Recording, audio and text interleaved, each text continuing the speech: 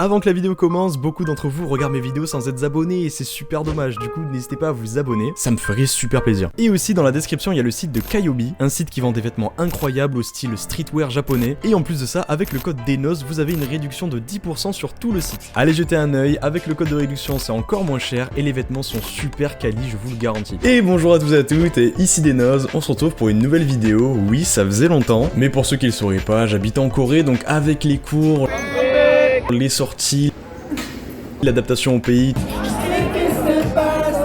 c'est un petit peu compliqué de trouver du temps, mais regardez, pour me faire pardonner deux choses. Premièrement, je vous présente Bobby. Voilà, je pensais que ça vous ferait plaisir de voir Bobby, parce qu'il est très mignon. Ouais, c'est mon petit homard. Et deuxième chose, voilà, c'est... J'espère que vous acceptez mes excuses.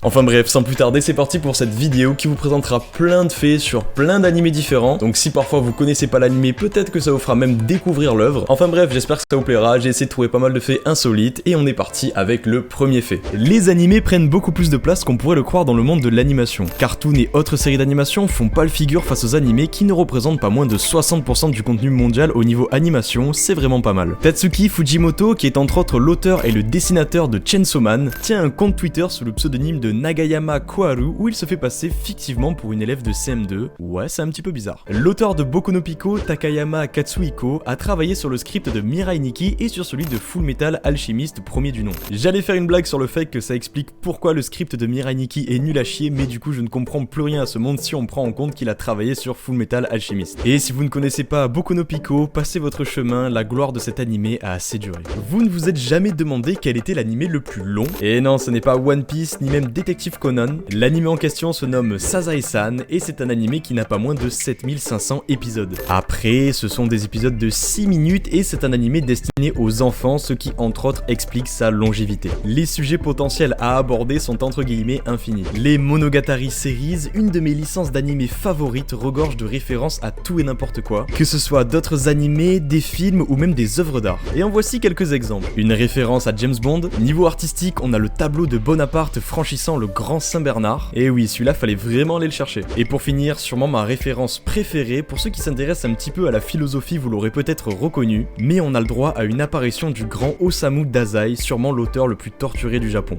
Je vous ferai peut-être une vidéo dédiée sur toutes les rêves dans les Monogatari, si ça vous intéresse, dites-le moi en commentaire. Il existe un personnage qui n'est pas doublé par un, pas par deux, mais par 22 comédiens de doublage différents. Et oui, en 22 épisodes, Eucliwood L6, je sais pas du tout si je l'ai bien prononcé, de l'animé Is This Zombie, n'a pas moins de 22 seiyuu qui lui prêtent sa voix. Et là vous allez me dire, mais ça n'a aucun sens. Quelle serait l'utilité ou la raison d'avoir autant de seiyuu? Eh bien, l'explication est plutôt simple, c'est parce qu'en fait la plupart du temps le personnage reste muet. Les moments où elle parle, entre guillemets, c'est lorsque des personnages imaginent sa voix dans leur tête. Ça reste un petit peu particulier, mais au moins c'est déjà plus cohérent. Petit instant flex avec un fait que j'ai pu vérifier moi-même, au Japon les mangas sont un produit de consommation. Vous vous demandez peut-être où je veux en venir, et bien tout simplement au Japon il n'est pas rare qu'après avoir fini un manga, le lecteur s'en débarrasse, comme vous vous débarrasseriez d'une bouteille vide ou d'un emballage après utilisation. Ce phénomène rend le Japon encore plus cool puisqu'il arrive de trouver des mangas en très bon état posés sur des poubelles ou juste dans la rue comme ça.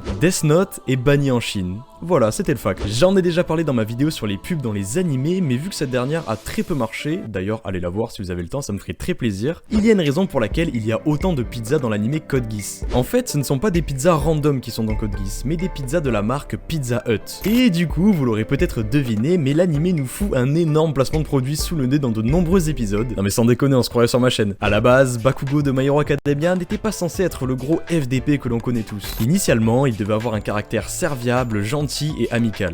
Vu que Bakugo c'est l'un des personnages que je déteste le plus dans l'animation, je suis pas forcément ravi de ce changement. Sérieux, j'ai jamais compris comment on peut aimer un mec qui harcèle son camarade et lui souhaite de se suicider. Elle était pas ouf la rentrée de Deku, je vous rappelle. Imaginez, vous avez une passion que vous souhaitez populariser et faire connaître au monde entier. De plus, vous êtes un mangaka talentueux et en quête d'un nouveau manga à sortir. Pourquoi ne tout simplement pas faire un manga sur votre passion? Eh bien c'est ce qu'a fait Haruichi Furudate, l'auteur d'Haikyuu. En 2014, il a avoué qu'il a toujours voulu montrer aux gens que le volley était un sport amusant et plus cool qu'il n'y paraît, eh bien on peut dire qu'il a réussi son coup avec Haikyuu, devenu l'un des mangas et animés de sport le plus populaire. Yoshihiro Togashi, l'auteur de Hunter x Hunter, est marié à Naoko Takeuchi, l'auteur de Sailor Moon. Un joli couple bien symbolique. Fact sûrement connu, mais le premier animé diffusé à la télévision japonaise n'est autre qu'Astro Boy, créé par le génie Osamu Tezuka. Ce n'est pas vraiment le premier animé de l'histoire, mais c'est sans aucun doute celui qui a lancé le phénomène et popularisé ce média. Bon et bien du coup, quel est le premier animé de l'histoire? Namakura Gatana, sorti en 1917, est une comédie nous racontant l'histoire d'un samouraï et de son katana complètement nul. En effet, pendant cet animé de 4 minutes, le samouraï n'arrivera pas à battre un seul adversaire, son katana semblant inutile. Comme vous le voyez, cet animé n'est pas incroyable comparé à ce que vous avez l'habitude de voir aujourd'hui, et vous avez raison. Mais, il faut bien se remettre dans le contexte, c'est en 1917, c'est le tout premier animé jamais créé, il n'y avait aucun moyen de se comparer à ce qu'il se faisait déjà en termes de technique, ni même de scénario. En plus, j'aime bien l'histoire qu'il y a derrière cet animé. Créé en 1917, il a été retrouvé seulement en 2008 dans un magasin d'antiquités. C'est fou de se dire que le plus vieil animé de l'histoire dormait sagement dans un coin, dans un petit magasin pendant presque 100 ans. Perfect Blue est un film d'animation sorti en 1997. Ce dernier est considéré encore aujourd'hui comme un chef-d'œuvre avec son lot de scènes incroyables et symboliques. Le réalisateur Darren Aronofsky a spécialement racheté les droits de Perfect Blue pour recréer une des scènes, celle de la baignoire dans son film Requiem for a Dream. Dans le voyage de Chihiro, tous les personnages ont des noms symboliques. En effet, un grand soin est apporté au nom du casting. C'est ainsi qu'on peut retrouver Kamaji, qui signifie littéralement vieux chaudronnier, Yubaba, qui veut dire sorcière des bains publics,